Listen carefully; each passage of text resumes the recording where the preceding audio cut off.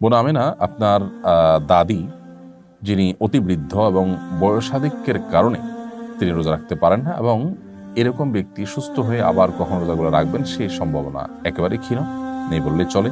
এরকম ব্যক্তিদের জন্য শরিয়ার বিধান হলো ফিদিয়া দেওয়া। আল্লাহ রাব্বুল আলামিন কোরআনে হাকিমে বলেছেন, ওয়া'আলাল্লাযীনা ইউতিকুনাহু ফিদিয়াতু তা'আম মিসকিন, যারা সিয়াম রাখতে শারীরিকভাবে অপারগ তারা সিয়ামের পরিবর্তে ফিদিয়া দিয়ে দিবে। ফিদিয়া হলো যতগুলো রোজা তার ভাঙতি পড়বে সেই রোজাগুলোর বিপরীতে একজন করে মিসকিনকে খাদ্য দিবে। সেক্ষেত্রে একজন মিসকিন দুবেলা খেতে পারেন সেরকম ব্যবস্থা করে দিবেন, এবং 30টা রোজার জন্য 30 জন মিসকিনকে দুবেলা খাবার দিয়ে দিবেন। শুধু যদি চাল কিনে দেন তাহলে সেক্ষেত্রে আমরা যে ফিতরা দিয়ে থাকি, একটা রোজার জন্য একটা করে ফিতরা, 30টা রোজার জন্য 30টা ফিতরা সমপরিমাণ খাদ্য আপনি কোনো গরিবকে কিনে দিলেন।